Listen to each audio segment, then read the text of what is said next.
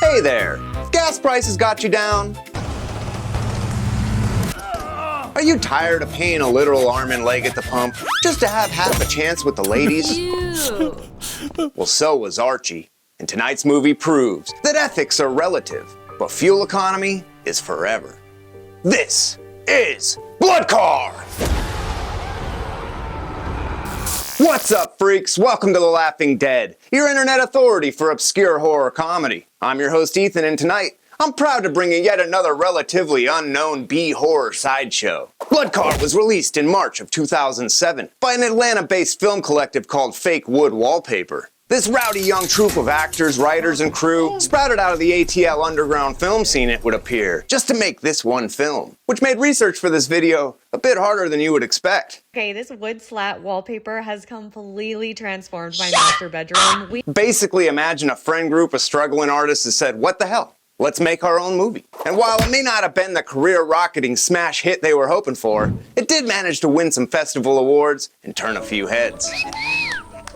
Operating completely outside the soulless conformity of Hollywood, writers Alex Orr and Adam Pinney took the opportunity to go all out, creating a dark satire piece that functions as both a critique of oil dependency and, dare I say, the absurdity of veganism. So whether you're a lifetime member of the Horror Nerd Alliance, or just stumbled onto this video by chance, settle on down and get comfortable, because we're jumping right in. This fine film follows the life and exploits of Archie Andrews. Archie here is a pillar of his community, a mild-mannered school teacher and devoted vegan. See, Archie lives in the near future, where gas has skyrocketed to over $30 a gallon. I heard that. Thoroughly f***ing the economy. I wish I didn't hear that, but I just heard that. Despite his outstanding physique and definite moral superiority, Archie finds himself a lonely man, devoting his solitary lifestyle to his pet project, a device that will surely change the world. No, not a mute button for your nagging wife. Not even an AI girlfriend to replace your nagging wife after she leaves your ass. No, Archie's working on a combustion engine that'll run on wheatgrass. It's genius in a stupid ass never gonna work in 1,000 years kind of way, you know? No matter, Archie is undeterred.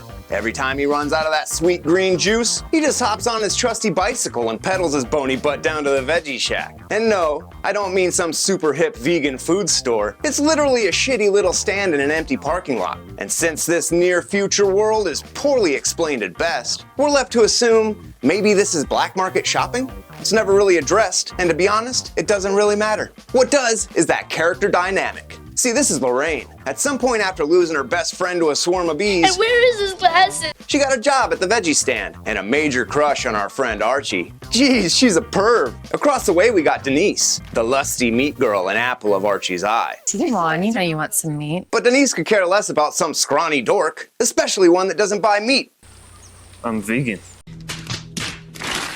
So Archie just snags up his wheatgrass and heads back home, making sure to say hello to Mrs. Butterfield, the sweet old lady upstairs. Later that night, Archie is spiraling. He's imagining all the pain and sickness caused by big oil or some bullshit. He slips right into a bottle of Kami brand vodka and gets a little reckless. In his stupor, he accidentally breaks the bottle and cuts himself, introducing a bit of his own blood to the test engine's fuel tank. And the strangest thing happens. The engine turns over. Archie is ecstatic. He can't contain himself. And I mean that literally. He taps an artery and produces a solid half gallon of that thick red go juice. He heads straight outside, dumps the jug into his trusty Honda Civic. Now I know what you're thinking. When the hell did Archie have time to convert his Civic to wheatgrass? And to that I would say, shut your mouth. This isn't a thinking man's movie. Just let it happen. Archie hops in the Civic and it starts right up. Hell yeah. Of course, his test drive happens to take him directly to the girls and their competing food stands. And let me tell you, Denise has a whole new attitude now that Archie's driving. She all but begs for a ride. And despite Lorraine's weak objection, Meat sells itself, Lorraine. I want to ride in a fucking car. Archie is happy to oblige. On that joyride, we learn two things. First, Archie is under surveillance by some shady government organization. More on that later. And second, Denise gives one hell of a job. And despite the fact the Civic ran out of fuel in the middle of the road, Denise is still down to go for another ride Friday night. And thus begins Archie's descent into madness. He's utterly hooked on the meat girl's sweet lovin', and he would do anything, I mean anything, to get more. After turning his trunk into a meat grinder, Archie is ready to hunt. Principles go out the window as Archie kills and collects neighborhood animals to feed to his bloodthirsty job machine. And it must be done, even if all a guy's got is a BB gun. Hey, you guys ever wonder how many BBs it takes to kill a stray dog? What the hell did you just... Me neither. But if I did, I could just ask Archie. And that's why he's the worst vegan ever. Archie's at it all day, collecting birds, cats, squirrels, making up for a lifetime of dedicated altruism in one bloody afternoon. He returns with his bounty and feeds the whole sack into the car. But when he turns the key, failure. It only drinks human blood! Good thing Mrs. Butterfield conveniently passed quietly on the porch that very day. Or she was napping. Either way, in the trunk she goes. Daddy's late for a date. And thus begins a cycle. Archie gets that magic whoopee. Archie murders his carjacker. Oh, and the gas station attendant. Can't be leaving witnesses behind. Archie, expands his boundaries. Archie murders an unusually hot hitchhiker. All the while being tracked and recorded by the world's shittiest government agents who apparently could care less about the growing body count. When they kidnap Archie, we learn that they just want the car. And as for Archie, well, he's headed for the trunk. Not if he has anything to say about it. He easily bests the agents, largely due to their own disloyalty, and score one for vegans. I figured his bones would crumble on impact, but they actually held up pretty good. Upon escaping, Archie heads straight for the meat shack, and much to his dismay, she's all closed up. Denise, she's out with another man. So what does he do? Well, he asks Lorraine if she'd like to go for a ride. And does Lorraine feel a little bit like a last resort? Kind of like a little bit of a backup bitch? Yeah, but does she care? Hell no. She lets him take her right to his place, and despite the obvious disappointment at the state of the dump, she jumps his bones as soon as they walk in the door. Well, Archie, he's just not that into it. He can't get past his precious meat wench and her freaky, freaky love. Good God, man. Afterwards, Lorraine hops in the shower for a quick rinse, and that's when Archie notices that answering machine Denise had called. And if he leaves right now, he might just make their date. He races downstairs just to find his precious blood car peeling out, stolen yet again. Meanwhile, Lorraine is all rinsed off, but she can't reach her towel, and Archie isn't there to help, so she slips and breaks her neck. No joke, she's presumably lying on Archie's bathroom floor for the rest of the film. Archie, on the other hand, is going to war. He rides after the thieves like a tribal war chief on his noble aluminum steed, catches up somehow and takes out the trash once again.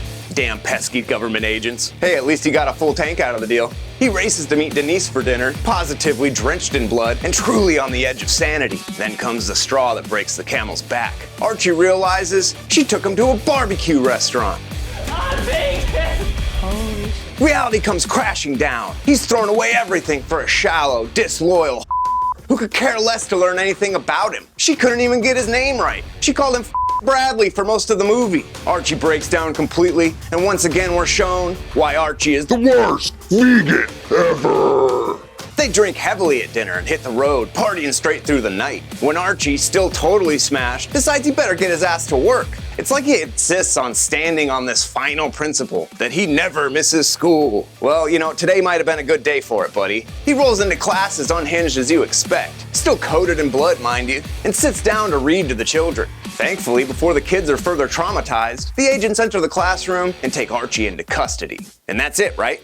Archie goes down for murdering like 8 people, including several feds? Nope, not in this movie. Remember how the feds didn't really seem to give a shit about the bloodshed? Well, that's because they saw the potential. Archie created a new energy source, and we all know how much the government loves energy. They want him to work for them, help them build blood trucks and blood tanks, feed the war machine. It's his patriotic duty. Oh yeah, and they'll throw his ass in prison if he refuses. So the choice is clear, even though part of the process is eliminating everyone he's ever known, and I mean everyone.